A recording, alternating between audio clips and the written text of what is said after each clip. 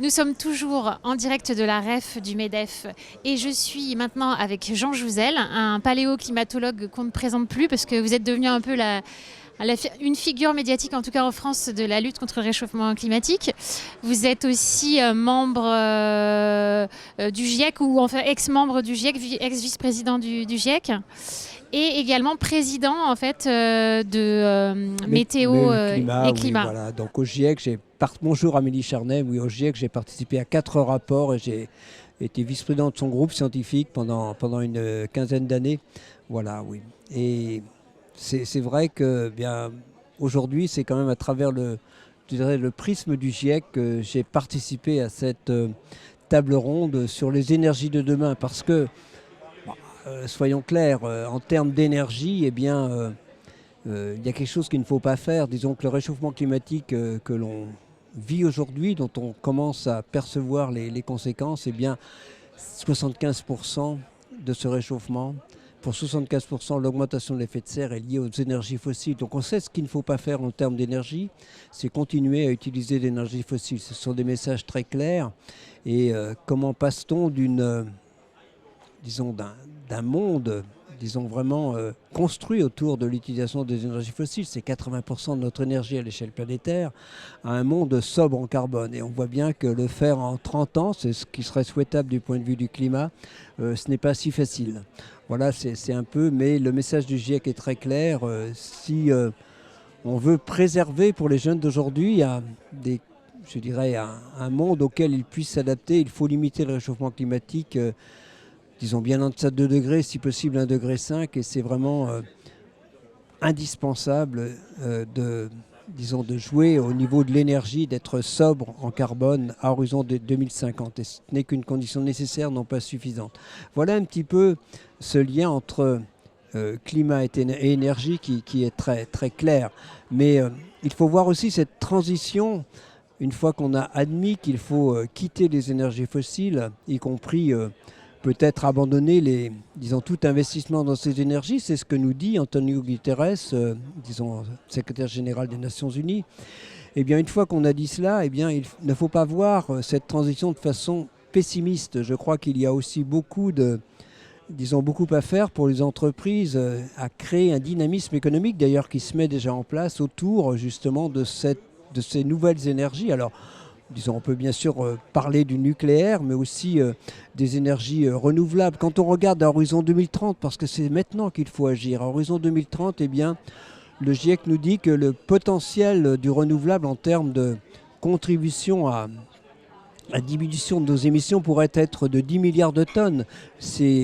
À horizon 2030, c'est 10 fois moins pour le nucléaire, c'est 10 fois moins également pour le piégeage et le stockage de l'énergie. Donc il faut avoir ces chiffres en tête. Voilà, c'est un peu différent pour la France, où on a l'espoir que, le nucléaire produira plus d'électricité en 2030 qu'aujourd'hui, avec une augmentation de l'ordre de celle que nous attendons pour les renouvelables. Mais voilà, donc c'est tous ces chiffres. Ce que je veux dire, c'est qu'il y a beaucoup d'innovation à faire, de recherche, de dynamisme à créer autour de renouvelables. Et j'aime bien donner cet exemple. Il y a maintenant quelques semaines ou quelques mois, j'ai inauguré dans mon pays natal à Janzé un des 65 trackers. Donc c'est les poulets de Janzé, qui se sont équipés de 65 trackers, des trackers solaires. Ce sont des mâts avec 100 mètres ou 115, 120 mètres de panneaux solaires orientables.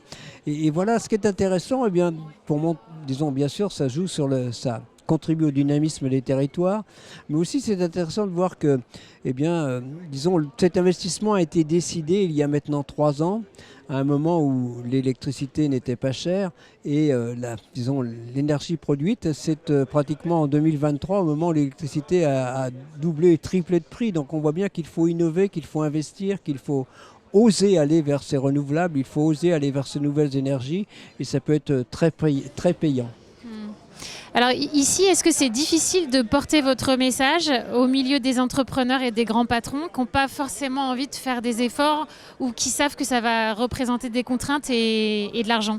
Oui, c'est vrai, c'est difficile. Je crois que la parole des scientifiques Elle est écoutée poliment, mais elle n'est pas vraiment entendue. Je ne suis pas sûr qu'elle ait été entendue au cours de ce débat. Bien sûr, on dit aux scientifiques, oui, on a bien compris qu'il faut quitter les fossiles, mais on continue à en faire, c'est très clair. On continue et la réalité, c'est que d'un côté, il y a le message des scientifiques dont on dit qu'il est crédible, je le crois franchement, qu'on écoute, mais qu'on n'entend pas vraiment, disons.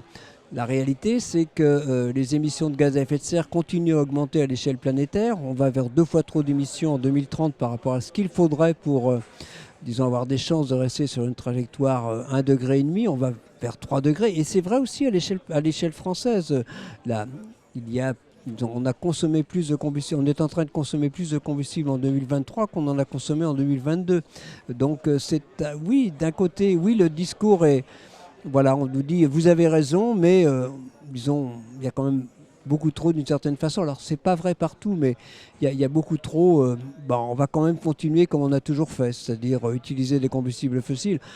C'est pas complètement vrai, mais c'est tout le problème. C'est-à-dire qu'actuellement, il y a effectivement des développements de renouvelables.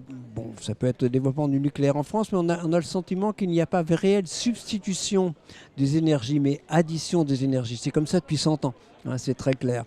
Donc il faut vraiment que la notion d'efficacité énergétique, mais aussi de sobriété, disons, devienne réalité. Elle l'a été l'hiver dernier, d'ailleurs ça a été souligné dans la table ronde, hein, que la sobriété est bien au rendez-vous.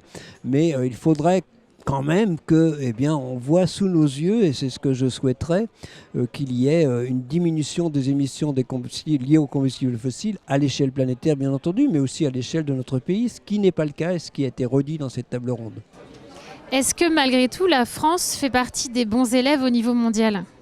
Elle fait partie des bons élèves, mais quand même, on est disons, à plus de 7 tonnes d'équivalent, enfin, disons, alors, on est dans les bons élèves en termes disons, sur le territoire national par rapport à des pays comparables. On n'est pas dans des bons élèves par rapport à l'ensemble des pays, mais si on tient compte de l'empreinte carbone, alors il y a une diminution des émissions sur le territoire national.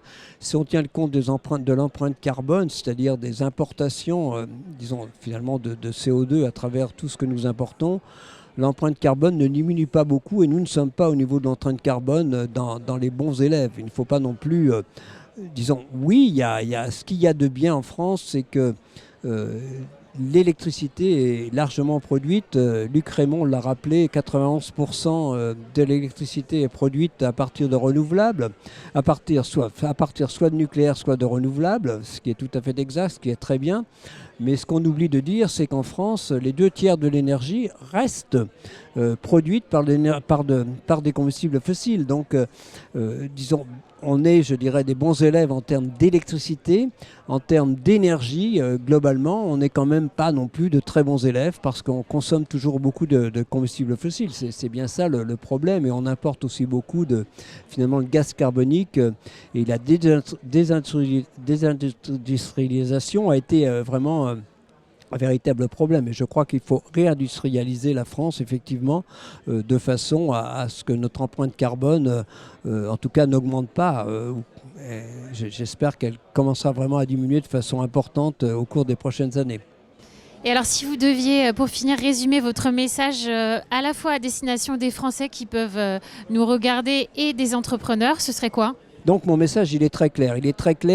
Oui, il faut aller vers une société sobre en carbone. On ne peut pas. La transition énergétique est inéluctable. C'est-à-dire que ne pas aller vers neutralité carbone, c'est accepter l'idée que le réchauffement climatique se poursuive indéfiniment.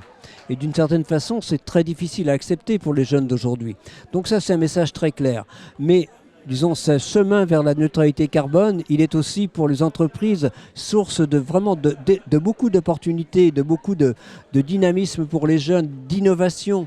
Voilà, il ne faut pas voir ce monde, disons, sobre en carbone comme quelque chose. D'abord, c'est possible, c'est très clair, il n'y a pas de raison de pas, disons, c'est possible. Ce n'est pas facile parce que c'est avoir une vision à court terme et la difficulté pour un chef d'entreprise, pour beaucoup d'entre eux, c'est qu'ils sont accrochés de façon, disons, ils ne peuvent pas se détacher du court terme. C'est ça la difficulté. Si on a une vision à moyen et long terme, elle est inéluctable et je crois que j'encourage vraiment les entreprises à s'y engager. Ce seront celles qui s'y engageront, les pays, les secteurs d'activité qui s'y engageront les premiers, qui économiquement seront gagnantes à horizon des prochaines décennies. Mais je sais la difficulté à court terme et c'est là qu'il faut aussi bien sûr une aide des États, il faut un peu de dynamisme, il faut un peu d'entraide au niveau des secteurs. Mais j'encourage vraiment les entreprises à s'engager dans cette transition. Et là, on a surtout parlé de transition énergétique, mais évidemment, il y a aussi d'autres aspects à cette transition tout aussi importants. Très bien, on va finir ces derniers mots. Merci beaucoup en tout cas pour votre intervention. Merci Alémie Charnet, merci beaucoup.